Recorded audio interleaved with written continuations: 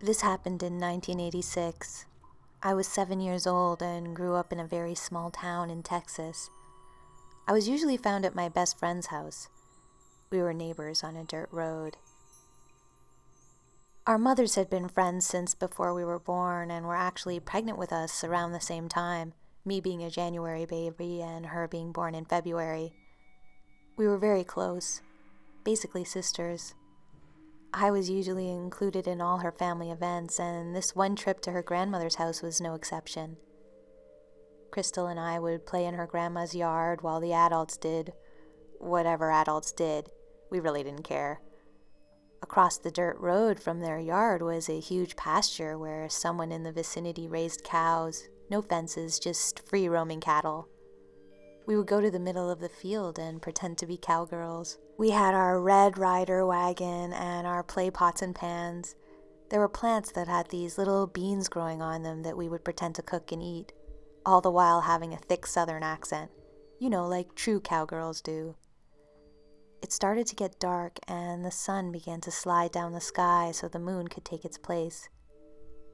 We discussed how this time of day was referred to as twilight, and how this is supposedly when magical things would happen more easily. Upon saying that, Crystal noticed a rectangle-shaped object slipping down the sky. It was hard to decipher its size or the distance it was from us exactly, but what we could see was that it was glowing this pink color. It would fall, sliding at an angle, and then zoom a bit back up, and then fall again. It was almost like a tiny craft whose engine was failing. As we watched it, the moon caught my attention. It was much larger than usual that night and seemed to be changing color. It went from blue to yellow to pastel pink to green, then back to blue again. Back and forth between the colors for a while. No idea how long it had been, but the little triangle had disappeared from sight now when we looked for it again. Did it finally fly away? Did it disappear entirely? We didn't know. Then suddenly I heard Crystal say, "What is that?" I could hear the fear in her voice. She didn't have to point, I simply followed her gaze. Across the field, behind a bush, was a small black figure. It didn't move at first, so we thought maybe our eyes were playing tricks on us. We thought we saw it breathing, but told ourselves it was the wind swaying the bush back and forth, and it just looked like a creature. Then it stood up. I was wrong to say that it was small. It was not. Even at a distance, we could tell this being would tower over us. It was tall, very tall, and entirely black. No clothes, not human. Definitely a creature, but not one like I'd ever seen. It had a large, bald head, skinny arms and legs, and the legs bent backwards, like that of a flamingo. We stood paralyzed in fear until it stepped towards us. We both turned and booked it to Grandma's house, and we could hear it galloping after us. There was no looking back, just run! We finally made it inside and clamored to lock the door and peek out the living room window. Just before the dirt road that separated the pasture from Grandma's yard, there was an old broke-down car, typical for Texas. And there it was, hiding behind the car. It looked short again as it had knelt down, but this time it was close enough for us to see its large, shiny eyes reflecting the moonlight. It was peering from behind its hiding spot, waiting to see if we'd come back outside. Crystal's dad came into the living room then and asked what we were doing. We tried to look inconspicuous as he was, well, you know, an adult and would never believe us if we told him. So we just replied, "Nothing!" "Did you leave the wagon out there?" he asked. Oh my God. We had. We really had, and he was going to make us go get it. Crystal put on her sweetest sing-song voice and asked, "Daddy, can you go get it for us? It's really dark now." Crystal's dad was a no-fuss kind of guy and wasn't going to allow us to be irresponsible for our own mess-up. He gave us a flashlight and said to hurry up because it was supposed to start raining soon. We walked out the front door as if we were walking to our deaths. The closer we got to the car, the faster my heart raced. We watched the creature closely out of the corner of our eye, trying not to provoke it. It was so close to us. We could see its chest rise and fall with each breath. But it was black and the night was dark, so there was no way we could get a detailed look at it. Only what the moonlight would allow us to see. Its eyes shined as we walked by, but it did not run or jump up or try to attack. It just stayed in place, crouched down, watching us as we passed. We got the wagon and walked back towards the house. As we got closer to the car the second go around, it was gone. Did it realize we were not a threat and decide to leave? Did it at first think we were food and then decide otherwise? What was it anyway? On the way home that night, Crystal's parents had pulled over to shovel some gravel from the newly paved roads in Smith Point to fill in the potholes on our own little dirt road back home. Me and Crystal were alone in the truck, and she rolled down the window and spoke to the sky. She said, "If you're after us, send us a signal." Directly after she spoke those words, we saw a shooting star. It was my first one to ever see. Talk about scary. I realize now at nearly 40 years old that the star was just a coincidence.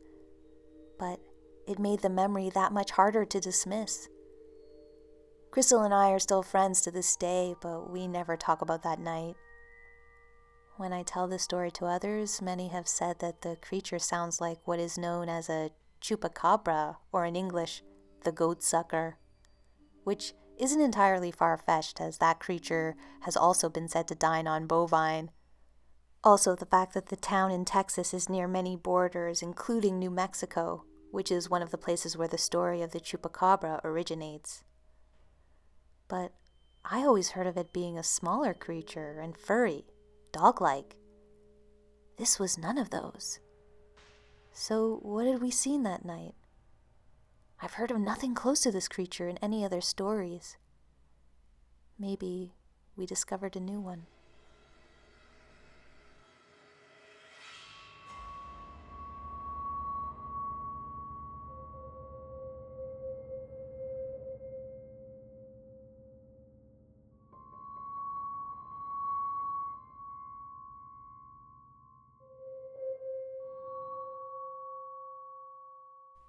I live in a 2007 three-story home.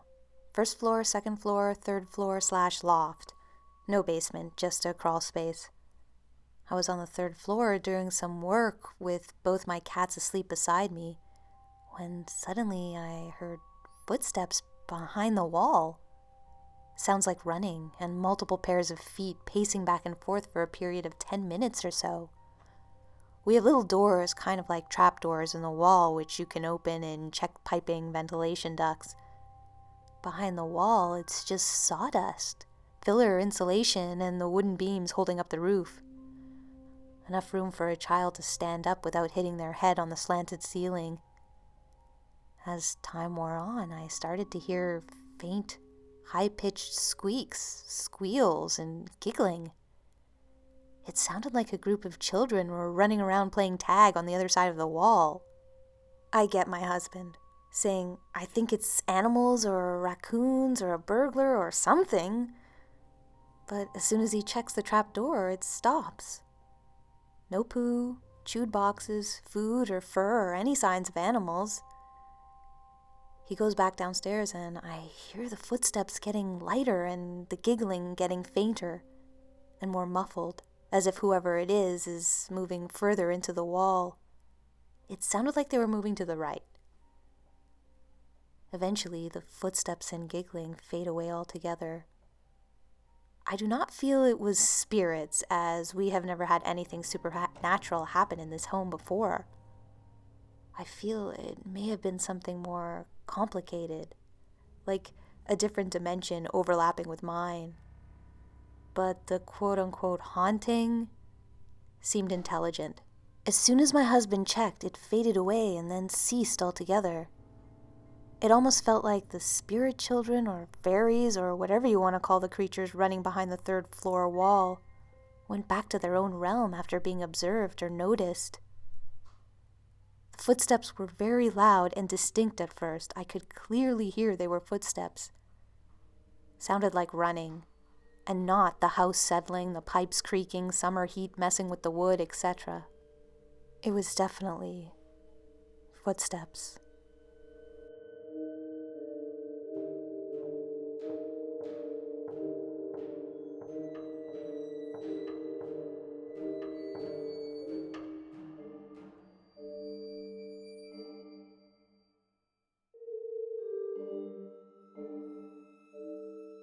I recently graduated from college in Allegheny County, New York.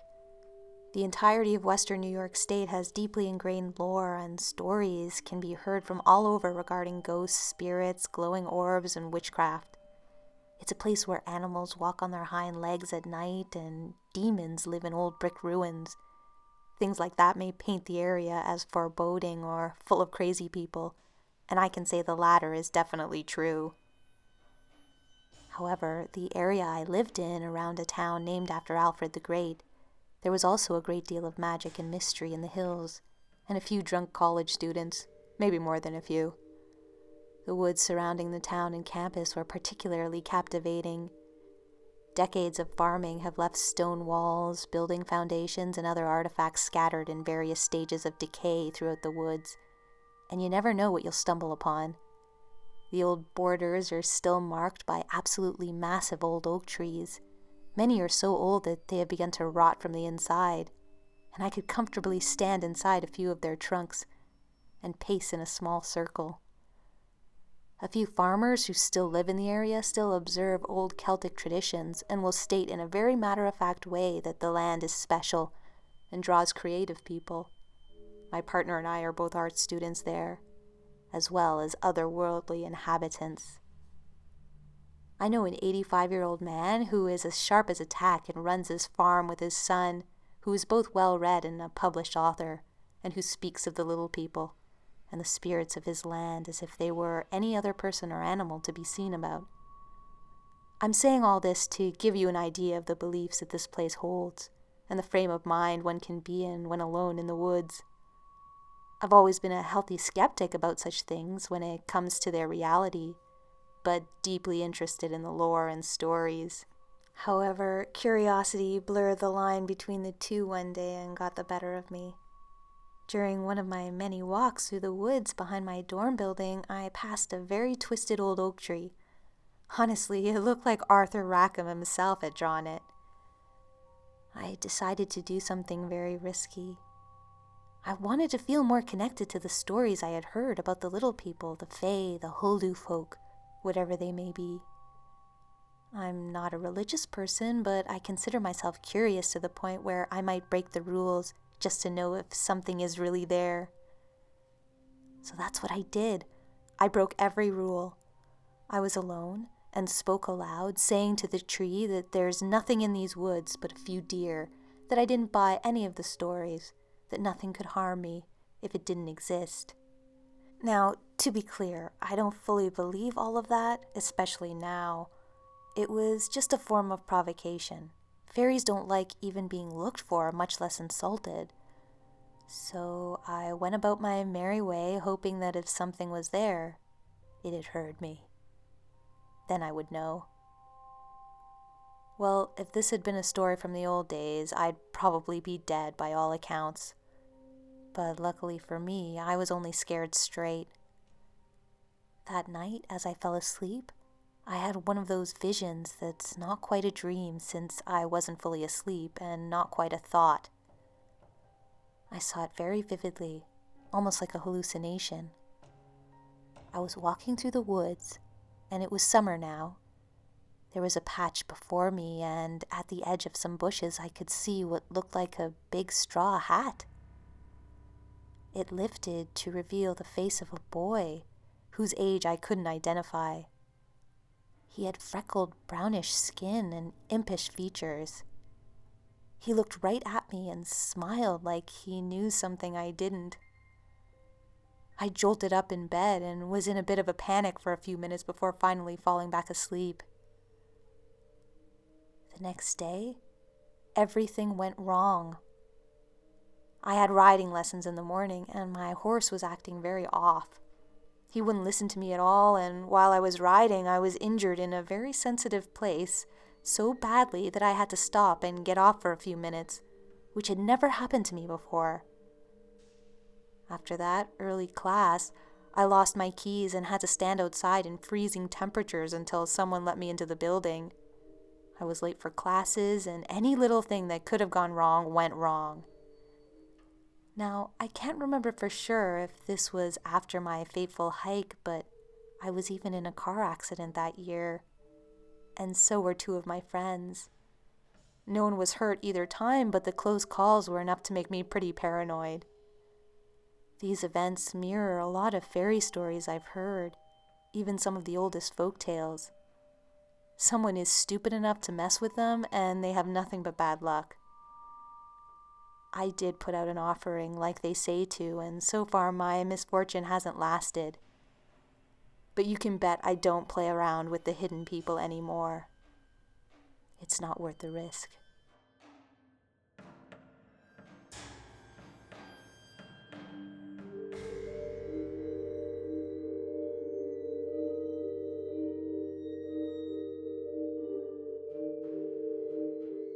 This experience happened in an apartment that I used to live in with my husband. It was a newer building, pretty spacious, and the best part was that the bedroom had a large walk-in closet. After living there for a while, I began to get the feeling that I was being watched. And after paying close attention, I realized that this was happening only when I was home alone, and mostly when I was in the bedroom, in full view of the walk-in closet. Sometimes I would literally feel a pair of eyes staring at me, observing me. And I got to the point where I insisted on keeping the closet door closed any time I was in the bedroom. A few times I got freaked out by the closet door opening by itself, the door slowly squeaking open to an ajar position. But I told myself that even though the apartment was newer, there must be something wrong with the door or its frame, and left it at that. Then, early one morning, after my husband had left for work and I was alone in our bed, I felt the weight of something on the bed, and the covers moved, like how it feels when a cat crawls into bed with you, except we don't have a cat, or any pets for that matter. Whatever it was moving closer, slowly ruffling and moving the covers. Maybe it's because I had grown up with cats that did this in the middle of the night that I wasn't immediately scared. In my confused state, halfway between sleep and awake, I sat up and reached my hand out into the semi-darkness of the room to see if I could feel whatever was moving around. But there was nothing there. My hand only touched empty air where I had felt the weight and movement only a second before. I strained my eyes, but I couldn't see anything either. So, as I was still very tired, I decided to roll over and go back to sleep. As I rolled over, the feeling of the room changed. Like the air changed. It got dense and heavy all of a sudden. And I sensed something right next to me. And then the weirdest thing happened. The presence, the thing, whatever it was, caused my whole body to rise off the bed. I felt paralyzed, and my right side was awkwardly elevated higher than my left. I continued to rise until I was literally hanging sideways in the air. I will never forget how this felt. More than being scared by it, I was actually more bothered by the fact that I was levitating crookedly, and like it could read my thoughts, I was immediately straightened out. Now suspended directly above my bed with my stomach up, just like you would float in water. I hung there for what seemed like minutes, but must have only been a moment before I tried to move and was released and fell back down onto my bed. The air cleared and suddenly I could move freely again. Was this a dream, you might ask? I don't know. All I know is that afterwards I felt dizzy and breathless, just as if it had actually happened. A few nights later, my husband and I were lying down in bed when we heard the sound of giggling. We don't have any children, and there was no one else around that we could have heard so clearly, like someone laughing in our own room. As we had already turned off the light, my husband thought it was me that was laughing. "Why are you giggling?" he asked. "What's so funny?" Now, here it is interesting to note that although my husband and I speak to each other almost exclusively in Spanish, he used the English word giggle in his question because, well, there was just no other way to describe the noise. "Well, why are you giggling?" he asked. "It's not me, I swear," I said. And I could tell he wasn't quite sure what to believe. Soon he fell asleep, but I lied awake for a while. I just knew that it was the creature from the closet, and that it was probably planning some form of mischief. Later that day, my husband was in the kitchen busy making something to eat, when I felt an irresistible pull to go to our bedroom. I'm not sure why, but I walked in and sat down on the edge of the bed. I was completely alert and awake. Once again, I got the strong feeling that I was being watched, and instinctually I looked to the direction of the closet. To my complete surprise, two big dark eyes were looking back at me, peeking out from behind the door. I froze, not knowing what to think except that I knew this is what had been the source of all the recent activity.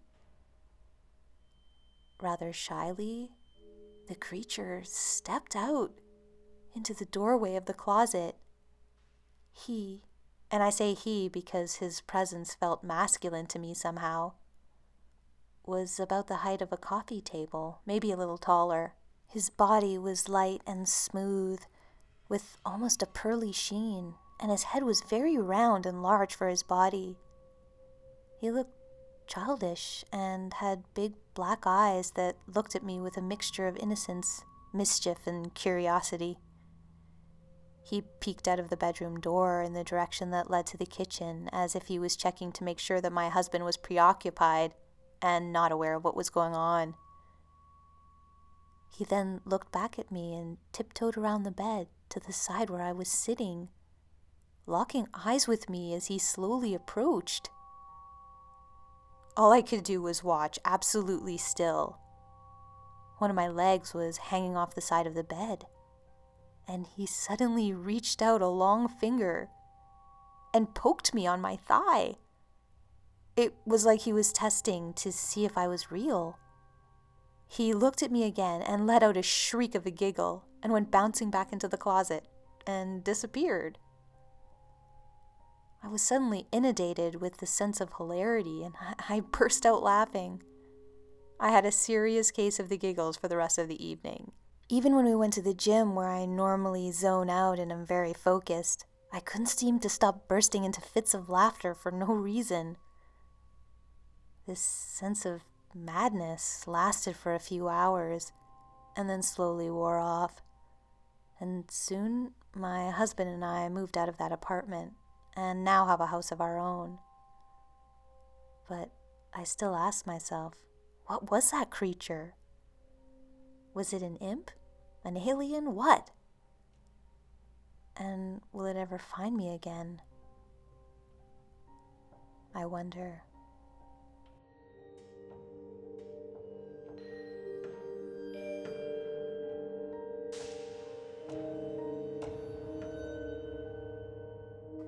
Thanks for watching, and thanks to all of the subscribers who submitted their stories for this one.